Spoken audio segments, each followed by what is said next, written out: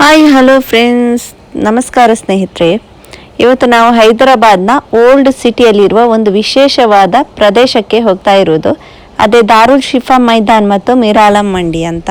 ನನ್ನ ಮಗನಿಗೆ ತುಂಬ ದಿನದಿಂದ ನಾನು ಅನಿಸ್ತಾ ಇದ್ದೆ, ಬೆಳಿಗ್ಗೆ ಟೈಮಲ್ಲಿ ಈ ಥರ ಇಲ್ಲಿ ಪಾರಿವಾಳ ಎಲ್ಲ ಇರ್ತದೆ, ಅವನಿಗೆ ತೋರಿಸ್ಕೊಂಡು ಬರೋಣ ಅಂತ. ಸ್ವಲ್ಪ ಟೈಮ್ ಮುಂಚೆ ಹೋಗಿದ್ವಿ. ಆಗ ಅವನು ತುಂಬ ಸಣ್ಣಗಿದ್ದ, ನಡಿಲಿಕ್ಕೆ ಕೂಡ ಅವನಿಗೆ ಆಗ್ತಾ ಇರಲಿಲ್ಲ, ತುಂಬ ಸಣ್ಣ ಇದ್ದ, ಒಂದು 8 ಮಂತದ್ದು ಇದ್ದ ಅಷ್ಟೇ.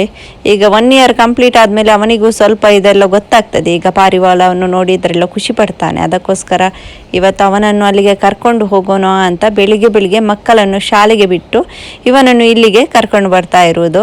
ಏನು ಮಾಡ್ತಾನಂತ ನೋಡಬೇಕು. ಹೆದರ್ತಾನ ಅಲ್ಲ ಆಟ ಆಡ್ತಾನ, ಅದನ್ನು ನೋಡಿ ಪಾರಿವಾಳ ನೋಡಿ ಖುಷಿ ಪಡ್ತಾನ ಎಂತ ಅಂತ ಅಲ್ಲಿಗೆ ಹೋಗ್ಮೇಲೇನು ಗೊತ್ತಾಗ್ಬೋದು.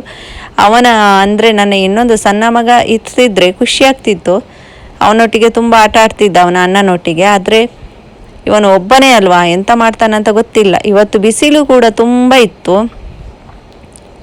ಅಂದರೆ ಇವತ್ತು ಇದು ಒಂದು 8:30 ಟೈಮ್ ನೋಡಿ, ಎಷ್ಟು ಆಕಾಶ ಎಲ್ಲ ತುಂಬ ಕ್ಲೀನ್ ಉಂಟು, ಎಂಥ ಮೋಡ ಕೂಡ ಇಲ್ಲ, ಬಿಸಿಲು ಉಂಟು ಒಳ್ಳೆ. ನೋಡಿ ಹೋಗ್ತಾ ಇದ್ದೇವೆ, ತುಂಬ ಖುಷಿಯಲ್ಲಿದ್ದಾನೆ ಎಲ್ಲಿಗೆ ಕರ್ಕೊಂಡು ಹೋಗೋದು ಇವತ್ತು ನನ್ನನ್ನು ಅಂತ.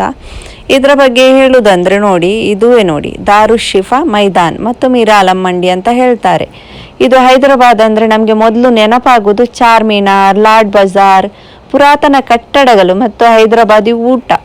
ಆದರೆ ಈ ಪ್ರಸಿದ್ಧ ಸ್ಥಳಗಳ ಜೊತೆಗೆ ಓಲ್ಡ್ ಸಿಟಿಯಲ್ಲಿ ಇನ್ನೂ ಅನೇಕ ಐತಿಹಾಸಿಕ ಪ್ರದೇಶಗಳು ಕೂಡ ಉಂಟು.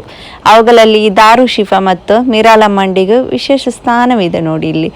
ಇಲ್ಲಿ ಬಂದಾಗ ಹಳೆಯ ಹೈದರಾಬಾದ್ನ ವಾತಾವರಣವನ್ನು ತುಂಬ ಹತ್ತಿರದಿಂದ ಅನುಭವಿಸ್ಬೋದು. ರಸ್ತೆಗಳಲ್ಲಿನ ಜನಜಂಗುಳಿ, ಹಳೆಯ ಕಟ್ಟಡಗಳು, ಅಂಗಡಿಗಳು, ವ್ಯಾಪಾರಸ್ಥರು ಇವೆಲ್ಲವೂ ಸೇರಿ ಈ ಪ್ರದೇಶಕ್ಕೆ ತನ್ನದೇ ಆದ ಒಂದು ವಿಭಿನ್ನ ಗುರುತನ್ನು ಕೂಡ ಕೊಡ್ತದೆ.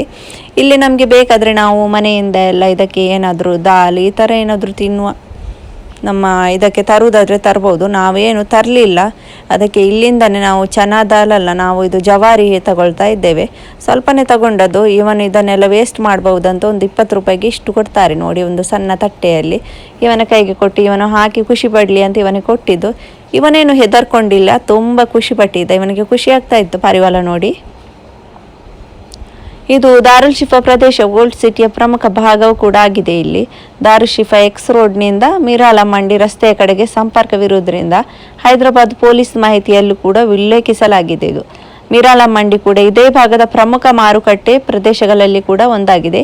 ಇಲ್ಲಿ ಬಂದವರಿಗೂ ಕೂಡ ಇದು ಗೊತ್ತಿರಬಹುದು, ದಾರುಲ್ ಶಿಫಾ ಮೈದಾನ್ ಅಂತ. ಇಲ್ಲಿ ಬದಿಯಲ್ಲಿಯೇ ಇರುವುದು ಮಸೀದಿ ಕೂಡ, ಅದು ದಾರುಲ್ ಶಿಫಾ. ಅಂದರೆ ಇಲ್ಲಿಗೆ ಬಂದಾಗ ಸುತ್ತಮುತ್ತಲಿನ ಸಣ್ಣ ಪುಟ್ಟ ಅಂಗಡಿಗಳು, ಮಾರುಕಟ್ಟೆಯ ಚಟುವಟಿಕೆ ಮತ್ತು ಓಲ್ಡ್ ಸಿಟಿಯ ವಿಶಿಷ್ಟ ರಸ್ತೆ ವಿನ್ಯಾಸ ಗಮನ ಸೆಳೆಯುತ್ತದೆ ತುಂಬ. ಇಲ್ಲಿಂದ ನೆಕ್ಸ್ಟ್ ವಿಡಿಯೋಸ್ ಎಲ್ಲ ಬೇರೆ ಕೂಡ ಇಲ್ಲಿ ಉಂಟು. ಮಕ್ಕ ಮಸ್ಜಿದ್ ಕೂಡ ಉಂಟು, ಅಲ್ಲಿ ಕೂಡ ಪಾರಿವಾಳ ಮುಂಚೆ ತುಂಬ ಇತ್ತು, ಈಗೆಲ್ಲ ಡಿವೈಡ್ ಆಗಿದೆ ಪಾರಿವಾಳ ಅಲ್ಲಿ ಇಲ್ಲಿ ಎಲ್ಲ. ಮತ್ತು ಈ ಭಾಗದ ಸುತ್ತಮುತ್ತ ಪುರಾಣಿ ಹವೇಲಿ ಹಾಗೂ ಸಲಾಜ್ ಮ್ಯೂಸಿಯಂ ಮತ್ತು ಹಲವು ಹಳೆಯ ಕಟ್ಟಡಗಳಿರುವುದರಿಂದ ಹೈದರಾಬಾದ್ನ ಹಳೆಯ ನಗರ ಸಂಸ್ಕೃತಿಯನ್ನು ನೋಡಲು ಕೂಡ ಈ ಪ್ರದೇಶ ಬಹಳ ಆಸಕ್ತಿದಾಯಕ ಕೂಡವಾಗಿದೆ. ಇಲ್ಲಿ ನಡೀತಾ ಹೋದರೆ ಒಂದು ತಿರುವಿನಲ್ಲೂ ಹಳೆಯ ಹೈದರಾಬಾದ್ನ ನೆನಪುಗಳನ್ನು ನೀವು ಕಾಣಬಹುದು. ಹಳೆಯ ಕಟ್ಟಡಗಳ ವಿನ್ಯಾಸ, ಮಾರುಕಟ್ಟೆ, ಗದ್ದಲ ಮತ್ತು ಜನರ ದಿನನಿತ್ಯದ ಜೀವನ ಇವೆಲ್ಲವೂ ಸೇರಿ ಒಂದು ವಿಭಿನ್ನ ಅನುಭವ ಕೂಡ ಕೊಡುತ್ತದೆ. ಮಿರಾಲಂ ಮಂಡಿ ಹೆಸರೇ ಹೈದರಾಬಾದ್ನ ಜನರಿಗೆ ಬಹಳ ಪರಿಚಿತ. ಈ ಪ್ರದೇಶದ ಬಗ್ಗೆ ಹಳೆಯ ಹೈದರಾಬಾದ್ನ ನೆನಪುಗಳನ್ನು ಹಂಚಿಕೊಳ್ಳುವವರು ಸಾಕಷ್ಟು ಜನ ಈಗ ಕೂಡ ಇದ್ದಾರೆ. ಇತಿಹಾಸದ ಜೊತೆಗೆ ಇಲ್ಲಿ ವ್ಯಾಪಾರದ ಚಟುವಟಿಕೆ ಕೂಡ ಬಹಳ ಮುಖ್ಯ. ದಾರುಲ್ ಶಿಫಾ ಮಿರಾಲಂ ಮಂಡಿ ರಸ್ತೆಯು ಓಲ್ಡ್ ಸಿಟಿಯ ಪ್ರಮುಖ ಸಂಪರ್ಕ ಪ್ರದೇಶಗಳಲ್ಲಿ ಒಂದಾಗಿದೆ. ಹಿಂದಿನ ವರ್ಷಗಳಲ್ಲೂ ಈ ರಸ್ತೆಯ ಸಂಚಾರ ವ್ಯವಸ್ಥೆ ಮತ್ತು ವ್ಯಾಪಾರಿಗಳ ಸಮಸ್ಯೆಗಳ ಕುರಿತು ಸುದ್ದಿ ಕೂಡ ಬಂದಿತ್ತು.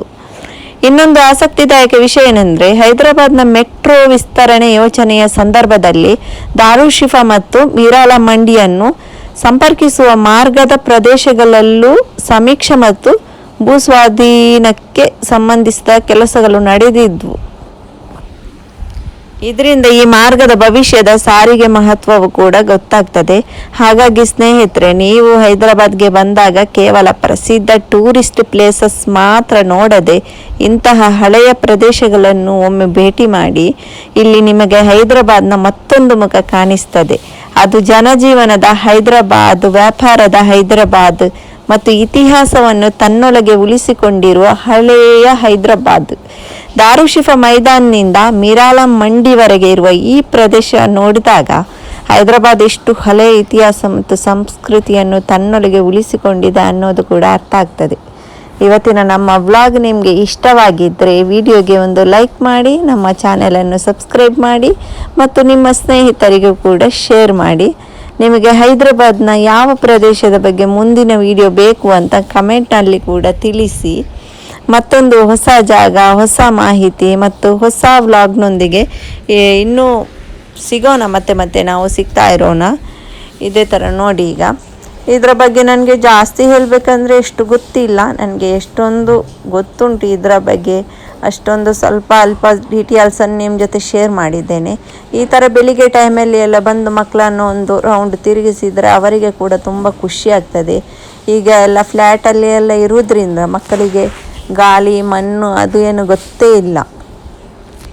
ಈ ಥರ ಸ್ವಲ್ಪ ಹೊರಗಡೆ ಬಂದರೆ ಖುಷಿ ಆಗ್ತದೆ. ಮತ್ತು ಮಧ್ಯಾಹ್ನದ ಹೊತ್ತಲ್ಲಿ ಎಲ್ಲ ಬಂದರೆ ಬಿಸಿಲು ಕೂಡ ತುಂಬ ಉಂಟು. ಬಿಸಿಲಲ್ಲಿ ಕೂಡ ಮಕ್ಕಳಿಗೆ ಮತ್ತೆ ಅದು ಇದು ಹುಷಾರಾಗದೇ ಇರ್ತದೆ. ಅದಕ್ಕೋಸ್ಕರ ನಾವು ಆ ಟೈಮಲ್ಲಿ ಬರುವುದಿಲ್ಲ. ಅಂದರೆ 4 ಗಂಟೆಗೆ ಟೈಮಲ್ಲಿ ಬಂದರೂ ಕೂಡ ತುಂಬ ಪಾರಿವಾಳ ಎಲ್ಲ ಇಲ್ಲಿ ಇರ್ತದೆ. ಆದರೆ ಆ ಟೈಮಲ್ಲಿ ತುಂಬ ಬಿಸಿಲು. ಅಂದರೆ ಇದು ಗ್ರೌಂಡ್ ಅಲ್ವಾ, ಮೈದಾನ ಅಲ್ವಾ, ತುಂಬ ಬಿಸಿಲು. ಮಕ್ಕಳಿಗೆಲ್ಲ, ಈಗಿನ ಮಕ್ಕಳಿಗೆಲ್ಲ ಎಲ್ಲಿ ಅದೆಲ್ಲ ಆಗೋದೇ ಇಲ್ಲ. ಸ್ವಲ್ಪ ಬಿಸಿಲು ಆದರೂ ಆಗೋದಿಲ್ಲ, ಮಳೆ ಬಂದರೂ ಆಗೋದಿಲ್ಲ, ಏನೂ ಇಲ್ಲ.